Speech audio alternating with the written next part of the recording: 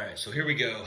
As requested, as I announced on Instagram that I would be doing, I'm going to be doing a series on my injury, the recovery process, the timelines of everything that has happened. And then obviously, I am currently coaching myself just for the time being until I am completely healed up, until I am back at work. So, with that being said, I'm going to create a little series that each week I'm going to do a check in. I'll show everybody, be very transparent in the food that I'm eating, the manipulations that I'm making, the any drug manipulations that I'm making, the whole nine, the whole process. I like to be a very open book and very honest about this process of bodybuilding. So, with that being said, in January, 5 weeks post nationals, after NPC nationals, I tore my pec bench pressing. Most of you have seen it, but I was bench pressing 365. I decided to bench press because I'm a strong presser and I enjoy it. I really do, even though I knew that it was a high risk movement for me. I personally think that it's a high risk movement for a lot of people, but that's not here nor there. So I tore it on rep 3. It didn't tear while I was moving the weight down. However, when I went to press back up, that's when it tore. It felt like it completely cramped right here. Hurt like hell. So initially, after some initial analysis, after a couple of days, the bruising had gotten pretty bad. It was painful as shit, but I knew that I didn't completely detach anything. I knew that there wasn't a detachment from the bone or from the tendon because I still had full range of motion and I could still flex it. Most importantly, I could still flex part of the pec. Not the entire thing. It was still, there was a lot of control I didn't have, but I could still flex it. I could still move my arm across my body. So at that point, I determined that I was not going to get an MRI done. I didn't have insurance at the time, so I didn't want to pay for all of this stuff out of pocket. Fast forward a few weeks, and I have a conversation with a trainer named Tyler at the gym over Instagram. And at the end of that conversation, something was said that really resonated with me, and it was basically like, the worst thing that could happen is I go to rehab this and detaches, or now we're looking at prolonging all of this process twice as long because I should have already had surgery on it, but now I'm rehabbing it. Now it's completely torn. Now I have to have surgery on it. Now I don't have a choice. So let's go get imaging done. Thankfully, I was able to find imaging for fairly cheap. Went in for the first one, and they made a mistake. The radiologist said she needed more pictures of the actual pec when the guy just primarily did the shoulder, with some of the pec showing. So I go back, get a second MRI done, and it comes back that I have a high-grade tear at the myotendinous junction, measuring 1.6 centimeters.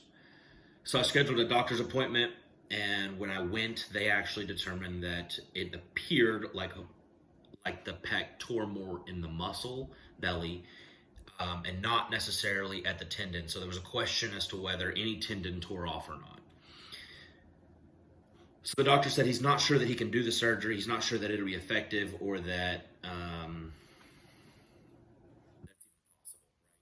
he said, but there is a possibility that there's one surgery. It's a new surgery. He's never done it. He needs to do research on it to determine if it's a viable option or not. So as you can imagine, at this point, I'm distraught. I am destroyed because this thing does not look good mentally. And in my opinion, now I'm no longer competitive at all. Like it really fucks with you, right? To be so close to something and then have it ripped away by a mistake that you made that you knew better not to make, right? Like I knew that I shouldn't have been bench pressing. I have a history with bench pressing, and it was just a bad idea all around. So it really messed with my head. Thankfully, the doctor called me back the second day. He said, I can do this surgery. The only caveat is that it's going to depend on if any tendon tore or not. So if some tendon tore, great, we can do the surgery. If not, you can't suture, you can't stitch into muscle. It's like stitching into a steak. It doesn't work. It'll just rip right out. So we scheduled the surgery for the week after I got married and after our honeymoon. We got back from Hawaii, and I basically went into surgery within the next couple of days. Surgery was a huge success. Doctor's extremely ecstatic because there was a good meaty piece of the tendon that did tear off. So the tendon not only tore, but then it retracted 5 centimeters, so about 2 inches. So he had to put in a graft. He put in a graft, he attached it. Everything looks beautiful now. You can't really tell that that was ever torn other than some atrophy that has happened because it's been 3 months that since I've had the surgery, since I've initially torn it at this point. And so other than the scar, you can't really tell, right? Thankfully. So now I'm currently 3 weeks post-surgery, 4 weeks past getting married, and I am coaching myself at this point. Now, to put some things into perspective, I coach athletes, right? So I understand this process and I understand what's going on. The biggest factor for me is accountability and having to check in with somebody each week. So I do have a couple of friends that are checking in on my processes and just making sure that there's some accountability factor there to make me stay on track. So in my next video, I'm gonna go over my week 1 check-ins. That would be the check-in that I did today. I'm gonna go over all the changes made nutritionally, why I made those changes, why I decided to make those changes, what I'm seeing, along with any drug changes or any training changes as well. And I will take you guys along the process of rehab just to kind of show you what I'm doing because I'm gonna do my rehab myself as well. To preface that video though, I did start using BPC 157 and TB 500 immediately, and growth immediately after the injury. So I used 4 IUs of growth, 1 milligram of BPC and 1 milligram of TB 500 for 10 days post-injury. And I dropped it down to 500 milligrams of each for another 10 days post-surgery. I did not finish out that 10 days because I then got the results back for my MRI and it is determined that I needed surgery. So I didn't want to expedite the healing process at all at that point. So fast forwarding to the surgery, immediately post-surgery, I hopped back onto that protocol. I did it a little bit differently to save money basically, but 1 milligram of BPC 500 for 10 days, and then I did 1 milligram of TB 500 for 4 days, dropped it down to 500 mgs for 4 days, and then dropped it down to 200 micrograms. I'm sorry, not mgs, micrograms. The remainder of the time, after the 10 days of the BPC at 1 milligram, I dropped it to 500 milligrams. So I'm still using both of those.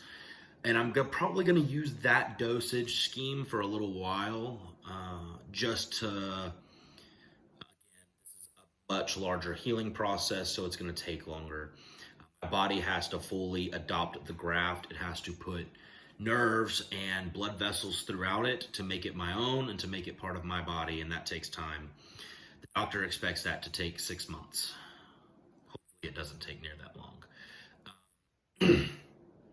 Yeah, so if you have any questions regarding my surgery, my healing process, the recovery, the rehab that I'm doing, or if you have any suggestions, whatever the case may be, I'm an open book and I do not mind having discussions over this stuff. Sometimes those discussions need to happen in private DMs, and that's perfectly fine. You are more than welcome to do that. So thank you for listening. Thank you for tuning in. This probably wasn't the most fun video out there, but I definitely appreciate the interest that people have in this process and in accountability and the journey that I'm taking right now at this moment. So thank you, everyone.